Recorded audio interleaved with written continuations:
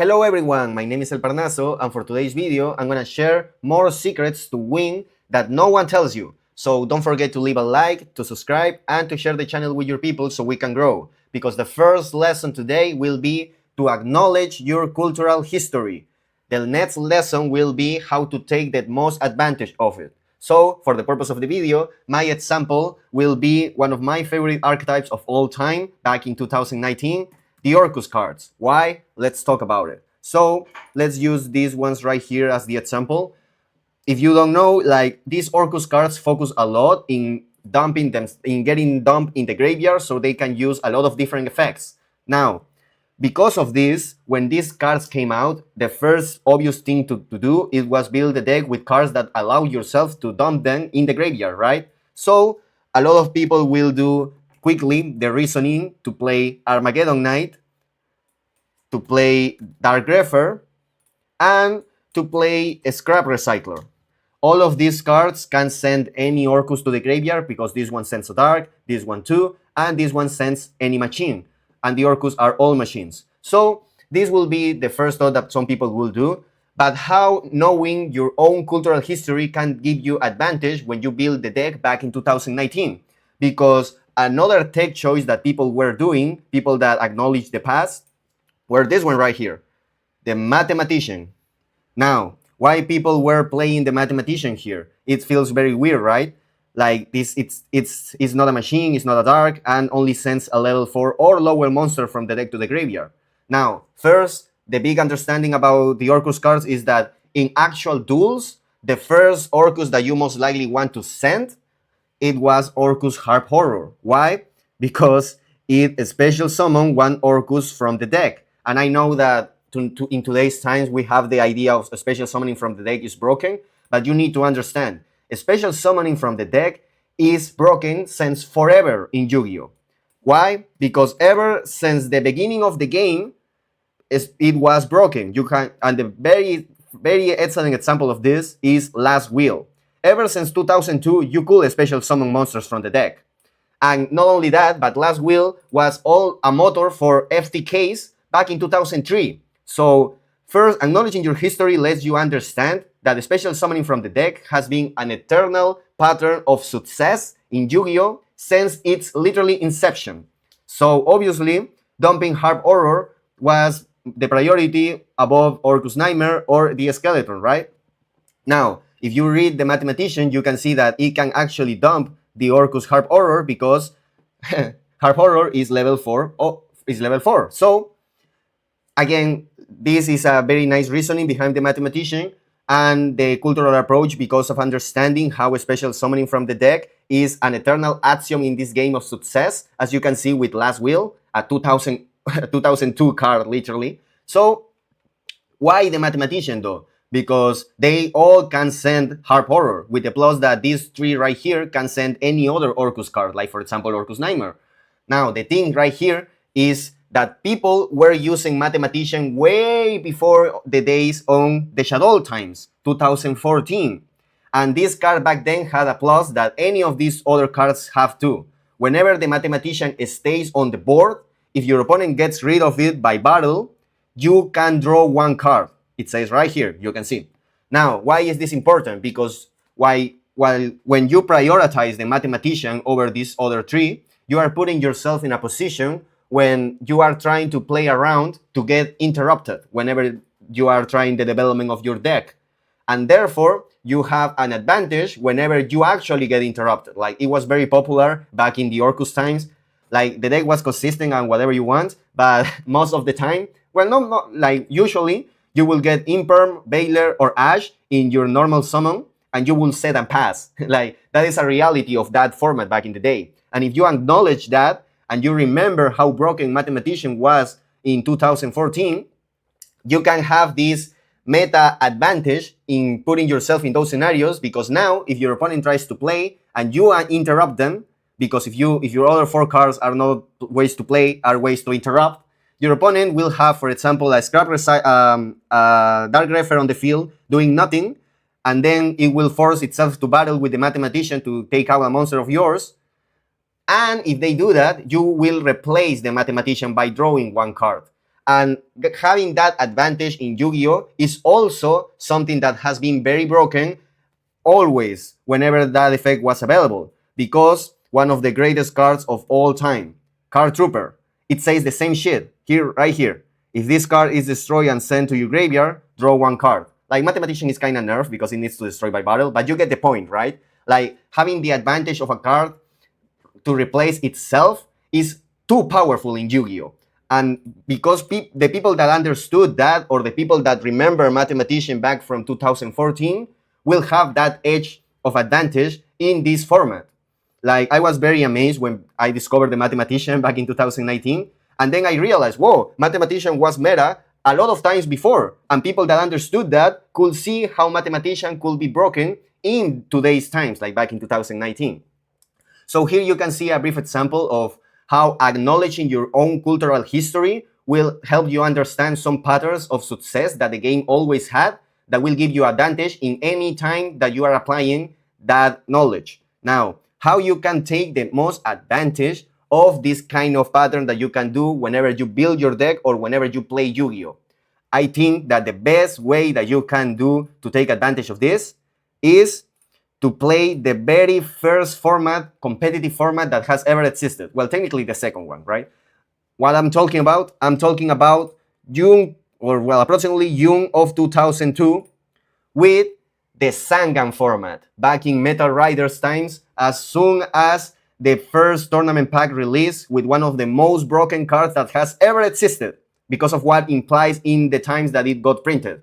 Mechanical Chaser. If you were complaining about why Mechanical Chaser was in the rarity pack, shame on you. You should be ashamed of not knowing and respecting the history of this game, okay? This card deserves to be ultimate rare for all I care. Now, I don't want to ramble a lot of that about here, about specifically Mechanical Chaser, but what I will advise you to do as much as you can, and I literally say as much as you can, especially if you had never do it before, is to play this Sangan format.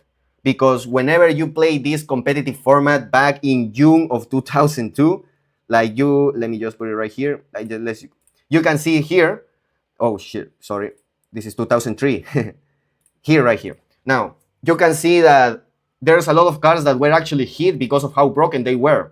And if you go even into depth when it comes to this and you play the game, you play the format, and you try to understand how the exchange were back in the day, you will first get a lot of knowledge of try to save and take the most advantage of each and every resource that you have, not only in short term, but in mid term and the long term, because of how this format works. Oh, another thing that is very important to understand here is that you will understand how the power creep and Konami trying to make you buy this power creep to buy expensive cards has always existed. The very prime example being Mechanical Chaser, like a hell of an expensive card back in the day. I heard that it was like $200 each. So you get the point, right? Now, another thing so by you having that idea, you will understand a lot of ideas behind ban lists, behind the new approach of the new cards, etc. Another important thing that you will realize whenever you play this format is that Yu-Gi-Oh! Has always been the same shit. Always, and I mean always. Everything that you may complain about today, that you were saying, oh, Yu-Gi-Oh! Wasn't like that before, is just bullshit. Everything is the same. It's just the velocity of the game that may have varied, but now that is debatable too, because before you had FTKs and you were just watching your opponent beat you, so you know. but the pattern and how the game works are still the same shit. You complain, for example, about floodgates. Oh, why floodgates are so permanent on the game, or why they are so out to win, or why I'll lose because of that floodgate. Well, if you're complaining about that and thinking that before wasn't like that, you clearly don't understand the power, the toxicity behind Swords of Revealing Light. This is not even the only floodgate back in the game that can change everything that you do whenever it came into play. Because another floodgate, it was right here, the Robin Goblin. You realize how powerful this effect is? Each time a monster you control inflicts battle damage to your opponent discards one random card. It's not even once per turn, bro. Like, these two floodgates were extremely powerful back then, especially this one. That this is not even a trap card. You can even activate it as soon as you have it. That is so ridiculously powerful, right? Like back then, that will help you understand that floodgates are an inherent part of the game. And this is something that you always need to consider, because the game without floodgates is another game completely. So this is something that you first will help you to realize. Floodgates are made to play around them, not to bitch around them like a crybaby, okay? Now, because they are part of the game, they will always be part of the game, because they've been part of the game for over 20 years now, ever since its inception. Another thing that you will realize is that cards like Nibiru has always existed too. You know why? Because Heavy Storm is the Nibiru back then in 2002. It's the same logic to punish your opponent for overgreeding themselves and not considering how much they can be punished by doing that. It's just that instead of making more than 5 summons like careless, you will set 4 or 5 spell traps careless. But the same logic behind them is the same logic behind them. So these cards like that punish your opponent for overgreed themselves in a mechanic of the game has always existed. Nibiru since 2019, Heavy Storm since fucking forever, back in 2002. Another thing that people like to complain about is how hand traps ruin the game and some bullshit like that. Like hand traps have not always existed since the forever of Yu-Gi-Oh! And like hand traps were not relevant ever since the release of this game, which is a complete misunderstanding of the history of this game. Why? Because Kuribo was not only the first hand trap ever and was released back then in 2002, 24 years ago, but it was meta relevant. You are going to actually win games thanks to having Kuribo in your hand. You are actually punish your opponent so hard sometimes that Kuribo will be an actual game changer as a hand trap back in 2002. And now, by you playing this format constantly and by understanding the long term, the mid term, and the short term of gaining advantage or saving your advantage via understanding floodgates and greedy punishment cards and hand traps, will help you to understand every single format after it a lot better, because now you realize that Yu-Gi-Oh! Has always been the same. Yu-Gi-Oh! Has always had the same logic and always had the exact same success patterns, eternal actions that make you a better deck builder and a better player. And I can't emphasize enough on how to understand this and how to understand the deck building around the meta approach back then. For example, back then the meta is Lajin and Mechanical Chaser. That is why you can see 3 copies of Man-Eater Bug and 3 copies of Fissure, because these are cards that make a one-on-one exchange with such powerful cards that govern the meta. The same way that you could play like 3 Fuwas in a meta when you understand that the goal of the top tier decks is special summoning a lot from the extra deck. It's the same stupid logic. And by you playing this format and by you understanding how to actually have the most value of your cards, every format that you will play forever after that will be more easily for you to understand and more easily for you to take advantage whenever you build your deck and whenever you play the game. You will have a lot of better understanding of a lot of different things that people don't value that much in today's times that are completely very relevant. For example, the attack stats or the defense stats, the attribute, the type, the level, all of that single details matters, and it still matters today. Like you can see, for example, on the Salen, on cards like, let me just put this right here, on cards like Salen having 2800 attack. You know why that is relevant?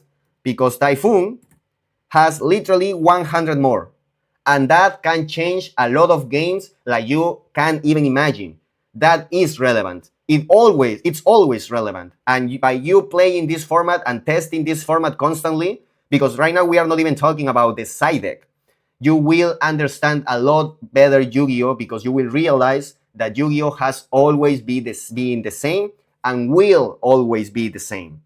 So if you enjoyed the video, leave a like, subscribe, and share it with your people. Also, let me know if you want more 2002 content. Bye bye.